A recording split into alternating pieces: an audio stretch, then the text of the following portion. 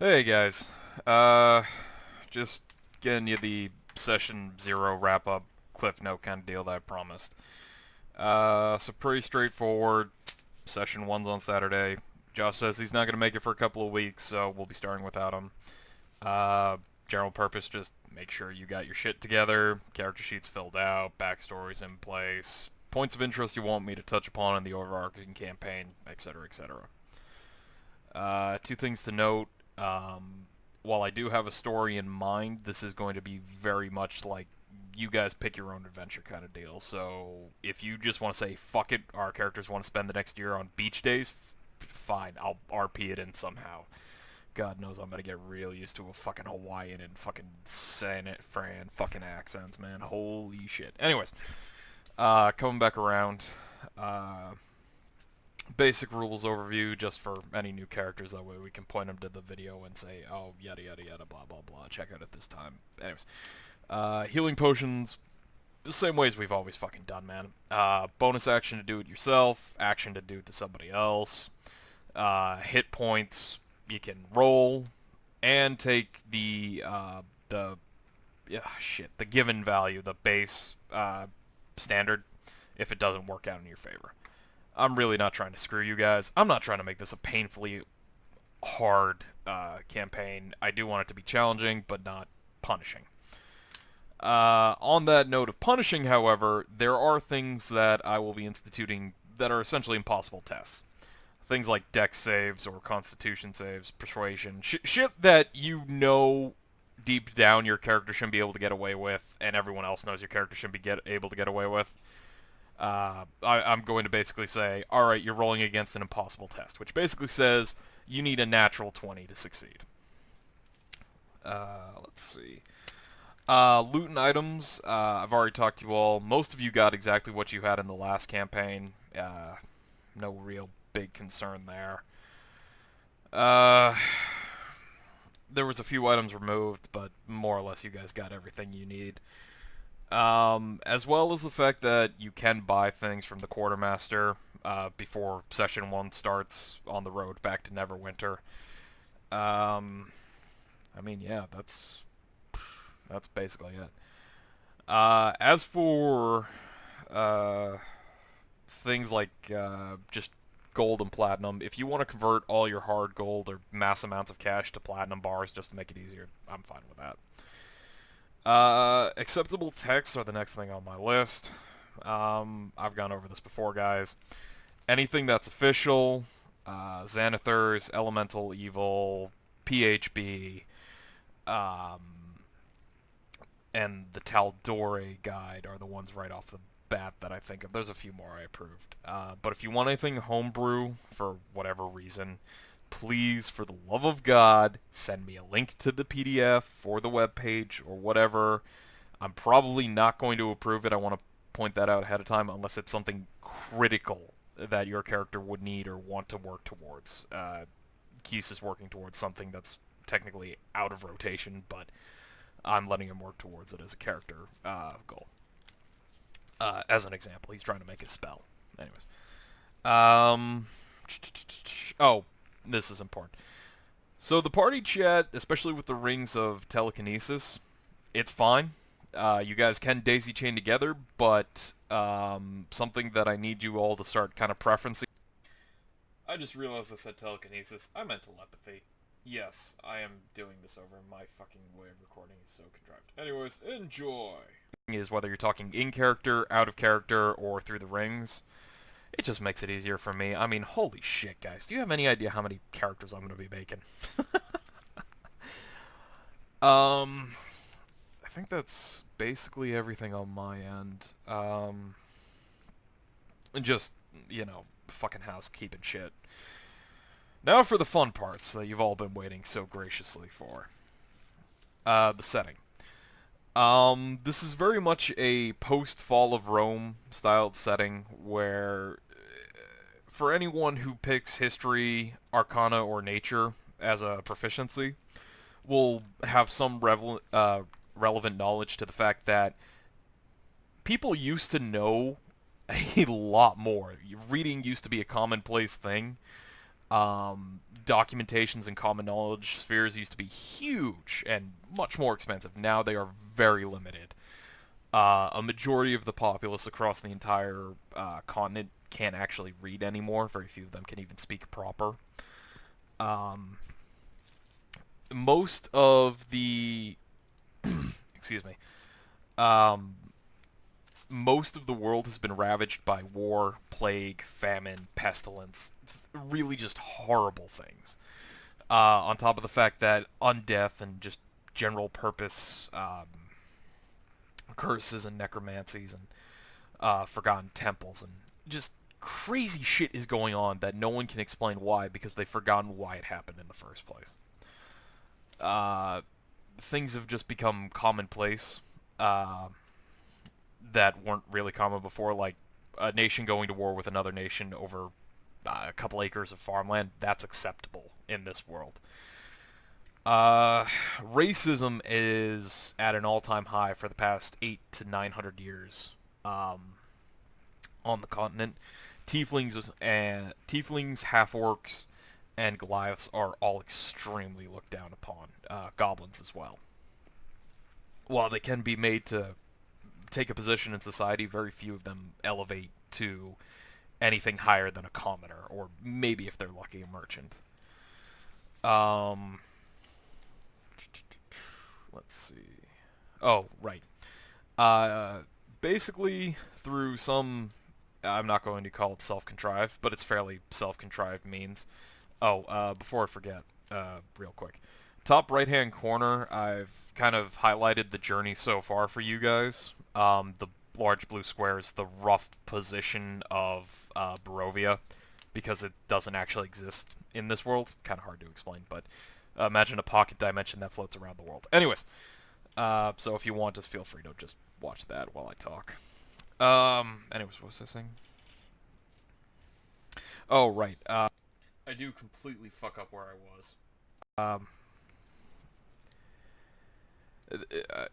Without even really trying to, most of the world has fallen back to basics. This is good. This is bad.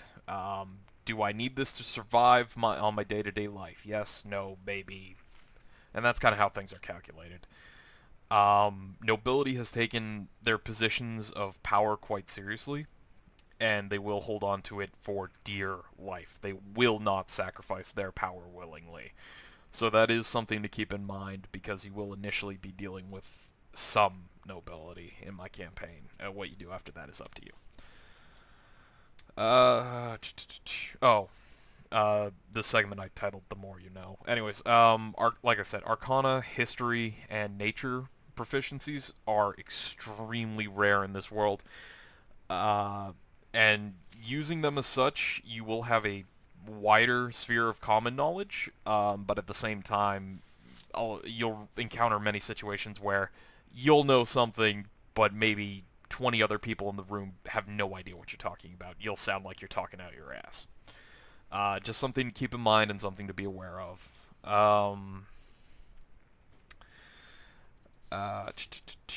Oh, and if you do pick up these proficiencies, I need a reason why you have these proficiencies. Like I said, they're not common anymore. There's actually about a 400-year period of just nothing. There are no written texts, no manuscripts, no ruins, really, which for most of the continent is just acceptable, because they don't actually know it happened. Alright. One of the main hooks from the last campaign that I kind of embedded early was the concept of the armor, and the thing that's coming for the armor.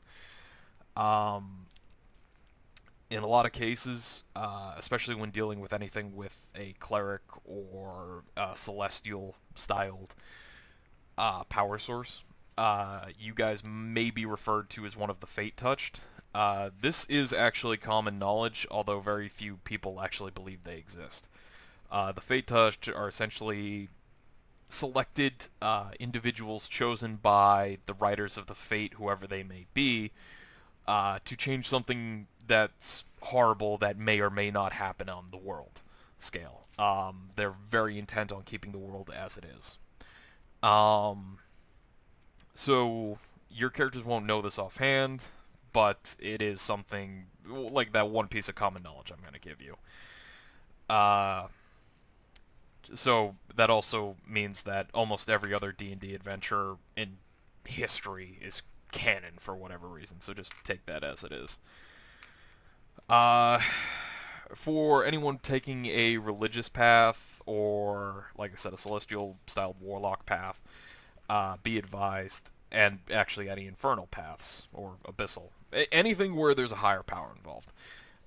Your deity, while extremely strong and extremely relevant, may not always be able to help, depending on the situation you're in or where you are, what you're doing, or what you have on you. And this is because at the same time as taking care of all of their subjects and entertaining their planes of existence and really making sure the multiverse stays intact, they're also waging a war against this entity, which for most of it will be referred to as either the Darkness or the Dark Father, depending. One of the hooks is for you guys to figure more out about that. World's gone to shit, yada yada yada, blah blah blah. Okay, here it is. The biggest part I can give you, especially with this world setting, is most of you will not have had easy lives. Most of you will have put up with the racism, the inherent hate, and a variety of situations that would have just made your lives absolute shit. But that being said, this kind of rolls into my next point of how your characters came into being. If you just modified your character, essentially 4 days out from Barovia, you just fall asleep one night and you watch as your history is rewritten, like someone's pulling on the cords of fate itself and stringing them back together in a new fashion. To which you have some say in what goes where. If you're a new character, what essentially happens is you arrive in camp, you make friends with the party. We can RP this if you want. I really don't see a need to initially. And then a couple of days before you reach Neverwinter, your old character just walks off and disappears. And no one can remember the old character except you and the party, but you are remembered as being where the old character was for the entire adventure, and you don't know why this happened. And there is a reason for that. I think that's most of my hooks. Oh, last but not least, you can figure this out later, but Thok has been busy rising through the ranks, supposedly, of this Legion force of Neverwinter. The reason why they even went to Barovia was to secure a trade route, apparently.